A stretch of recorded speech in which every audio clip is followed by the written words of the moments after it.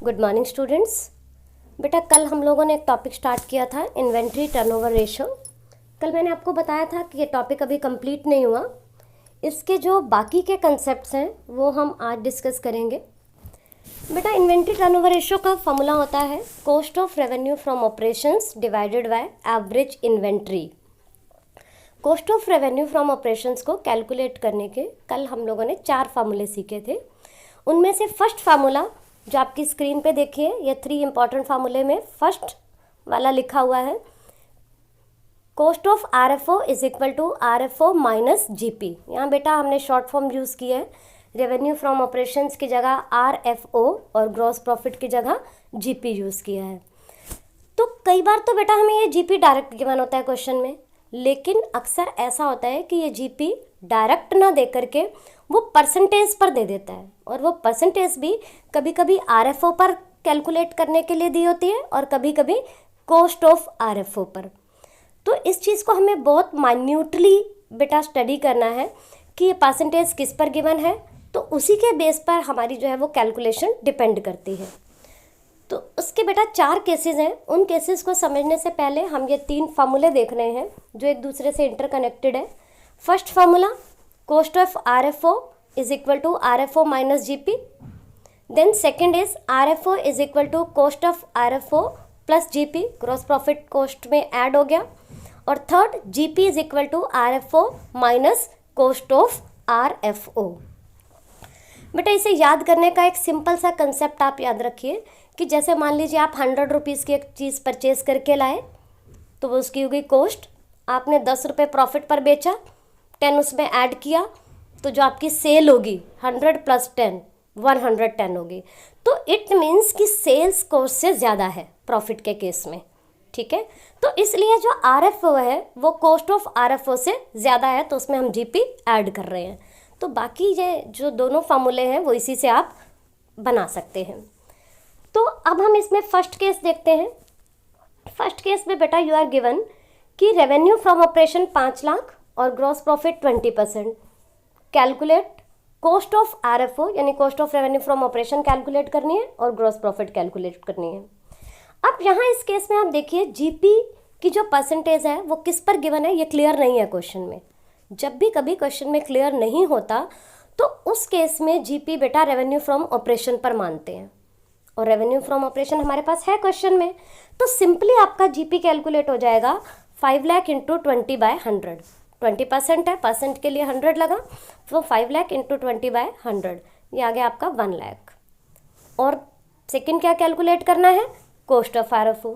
तो cost of revenue from operation, revenue from operation में से जीपी माइनस करके, तो 5 लाख माइनस 1 लाख, ये हो गया 4 लाख। तो ये एक सिंपल केस था बेटा। ऐसा ही एक और सिंपल केस जब percentage cost of revenue from operation पे गिवन है और cost of revenue from operation भी हमारे पास क्वेश्चन में गिवन है। तो देखो second case, cost of revenue from operation 6 lakh और GP 25% on cost of revenue from operation. यहाँ आपको कैलकुलेट करना है बेटा रेवेन्यू फ्रॉम ऑपरेशन और ग्रॉस प्रॉफिट। यहाँ भी जीपी आपका सिंपली कैलकुलेट हो जाएगा, 6 लाख इंटू 25% कैलकुलेट करके 1,50,000 आया। और रेवेन्यू फ्रॉम ऑपरेशन निकालने के लिए कॉस्ट में जीपी ऐड होगा, तो 6 लाख प्लस 1,50,000, ये हो गया 7,50,000। आई होप सो ये दोनों कंसेप्ट आपको क्लियर हैं, सिंपल केसेस थे। अब इससे नेक्स्ट देखिए थर्ड केस। बेटा अब यहाँ आपको रेवेन्यू फ्रॉम ऑपरेशन गिवन है 3 लाख और जीपी गिवन है 20% on cost of revenue from operation. बेटा जीपी है cost of revenue from operation पर, लेकिन हमें क्वेश्चन में cost of revenue from operation given नहीं है, बल्कि रेवेन्यू फ्रॉम ऑपरेशन गिवन है। तो यहाँ इस क्वेश्चन को सॉल्व करने के लिए जिस पर जीपी गिवन है उसे हम लेट 100 कर लेते हैं। देखिए सॉल्यूशन में let cost of revenue from operation 100, GP 20, क्योंकि 100 के लिए ही वो 20 है। 20% का मतलब सेंट का मतलब 100, ठीक है बेटा। तो 100 अगर कॉस्ट ऑफ आरएफओ है तो जीपी कितना हो गया 20। तो यहाँ से रेवेन्यू फ्रॉम ऑपरेशन 100 में जीपी ऐड कर दिया, 100 प्लस 20 120। अब बेटा इसके बाद वैसे तो आप स्टेटमेंट भी लगा सकते हैं, लेकिन स्टेटमेंट में कई बार स्टूडेंट्स मिस्टेक कर देते हैं, तो इसलिए क्रॉस मल्टीप्लाई वाला ये मेथड मैंने आपको बताया है। यहाँ पर एक साइड हमने लिख दिया रेवेन्यू फ्रॉम ऑपरेशन और दूसरे side GP. 120 revenue from operation जो आपने देखो यहाँ अभी कैलकुलेट किया था, और 20 का जीपी। इसके बाद जो रेवेन्यू फ्रॉम ऑपरेशन आपको क्वेश्चन में गिवन है 3 लाख, आपने वो पुट कर दिया रेवेन्यू फ्रॉम ऑपरेशन के नीचे और जीपी पर क्वेश्चन मार्क लगा दिया। अब हम क्रॉस मल्टीप्लाई कर रहे हैं, 3 लाख को 20 से मल्टीप्लाई किया और ये जो 120 है बेटा ये नीचे चला गया। यहाँ से आपका जीपी कैलकुलेट हो जाएगा, इसे आप सॉल्व कर लेंगे, जो आ जाएगा 50,000। ध्यान से देखो क्रॉस मल्टीप्लाई हुआ है, 120 इंटू ये जो क्वेश्चन मार्क है ये आपका जीपी कैलकुलेट होना है। तो जीपी को हमने लेफ्ट साइड पे रख दिया, 3 लाख और 20 को मल्टीप्लाई किया और 120 को नीचे की साइड पर ले गए। ठीक है, देन बेटा अब कॉस्ट ऑफ आरएफओ कैलकुलेट हो रहा है रेवेन्यू फ्रॉम ऑपरेशन में से जीपी माइनस करके। अब फोर्थ केस देखते हैं। यहाँ बेटा हमें गिवन है cost of revenue from operation ₹9,80,000 और GP 30% on revenue from operation है। अब अगेन यहाँ यही प्रॉब्लम है कि जीपी रेवेन्यू फ्रॉम ऑपरेशन पे गिवन है, जबकि रेवेन्यू फ्रॉम ऑपरेशन हमारे पास नहीं है। तो रेवेन्यू फ्रॉम ऑपरेशन को हमने लेट कर लिया, let revenue from operation 100, GP 30। तो cost of revenue from operation RFO में से जीपी माइनस करके 70 आ गया। कॉस्ट ऑफ आरएफओ एक साइड पे लिखा, दूसरे साइड पे जीपी। कॉस्ट ऑफ आरएफओ बेटा आपने कैलकुलेट किया था 70 और जीपी हमें गिवन था 30, और कॉस्ट ऑफ आरएफओ जो गिवन है 9,80,000 क्वेश्चन में वो लिख दिया। Then GP question mark, again cross multiplication से आपने जीपी की कैलकुलेशन कर ली। जीपी की कैलकुलेशन करने के बाद आरएफओ आपका आ रहा है cost of RFO plus GP, क्योंकि रेवेन्यू फ्रॉम ऑपरेशन निकालना है तो कॉस्ट में जीपी ऐड करना पड़ेगा। 9,80,000 प्लस 4,20,000 ये हो गया आपका 14 लाख। बेटा बेसिक यहाँ पर ये कंसेप्ट है कि जिस पर जीपी गिवन है अगर वो हमारे पास क्वेश्चन में है तो डायरेक्ट मल्टीप्लाई करके कैलकुलेट कर लिया, अदरवाइज उसे लेट कर लिया। वैसे इनको कैलकुलेट करने के शॉर्टकट्स भी हैं, लेकिन बेटा बेसिक आपके यही हैं। पहले हम यही एक्सपेक्ट करते हैं कि आप इन बेसिक से सॉल्व करें, बाद में फिर शॉर्टकट कीजिएगा। ठीक है, देन बेटा और इसमें जो कंसेप्ट आपका रहता है calculation of opening and closing inventory. अब कई बार आपको क्वेश्चन में कोई स्टेटमेंट दे देते हैं और ये बोलते हैं कि इससे ओपनिंग और क्लोजिंग इन्वेंट्री को कैलकुलेट करो। तो हमें एवरेज इन्वेंट्री और क्वेश्चन में जो इन्फॉर्मेशन गिवन होती है, जो स्टेटमेंट गिवन होती है बेटा, उसके बेस पर ओपनिंग क्लोजिंग इन्वेंट्री कैलकुलेट करनी है। तो इसके लिए हमें क्या करना है, सबसे पहले बेटा क्वेश्चन की लैंग्वेज को केयरफुली रीड करना है कि क्वेश्चन में क्या कहा उसने। तो अलग अलग तरीके से ये लैंग्वेज हो सकती है, तो इसके मैंने कुछ केसेस बनाए हैं। तो 1 बाय 1 बेटा मैं आपको वो केसेस डिस्कस करके बता रही हूँ।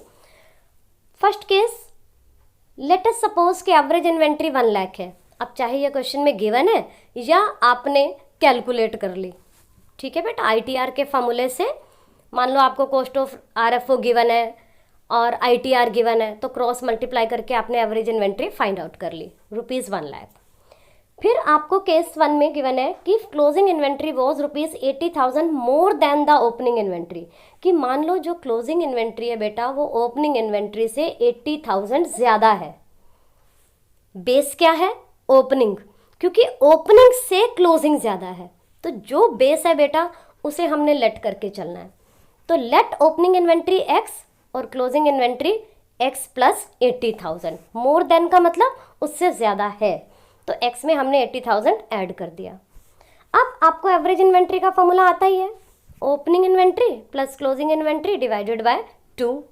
एवरेज इन्वेंट्री जो कि क्वेश्चन में गिवन है 1 lakh is equal to opening inventory x plus closing inventory x plus 80,000, इसे हमने ब्रैकेट में लिख दिया, डिवाइडेड बाय 2। अब इसे सॉल्व करते हैं, एक एक स्टेप करके बेटा सॉल्व करेंगे। हर स्टेप में एक चीज़ ओपन करेंगे, जितना ये स्टेप वाइज आप करेंगे उतनी आपको क्लैरिटी रहेगी।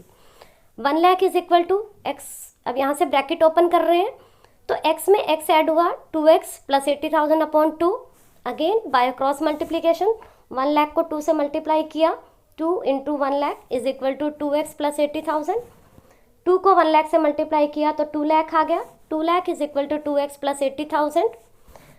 देन इसको बेटा हमने x वाले को लेफ्ट हैंड साइड में ले गए, क्योंकि जनरली आपको पता है कि जो चीज़ हमने कैलकुलेट करनी होती है उसे हम लेफ्ट हैंड साइड पे लिखते हैं। तो 2x plus 80,000 is equal to 2 lakh. अब यहाँ से हम 2x देख रहे हैं, 80,000 बेटा जो इधर प्लस है जब अपोजिट साइड पे जाएगा तो माइनस हो जाएगा, 2 लाख माइनस 80,000, तो 2x की वैल्यू आ गई 1,20,000। अब यहाँ से x की वैल्यू कैलकुलेट कर रहे हैं, ये 2x का मतलब x 2 से मल्टीप्लाई है, तो अपोजिट साइड जाएगा बेटा तो डिवाइड हो जाएगा, 1,20,000 डिवाइडेड बाय 2, तो x की वैल्यू आ गई 60,000। x हमने क्या लेट किया था, ओपनिंग इन्वेंट्री, तो क्लोजिंग इन्वेंट्री क्या हो जाएगी, x प्लस 80,000 यानी 60,000 प्लस 80,000 1,40,000। क्लियर है बेटा। तो इसको भी बेटा कैलकुलेट करने के शॉर्टकट्स यूज़ हो सकते हैं, लेकिन फिर भी हम ये चाहेंगे कि आप पहले ये बेसिक कंसेप्ट से चलें। इसके बाद केस 2 देखिए, average inventory 1 lakh and closing inventory 3 times that in beginning.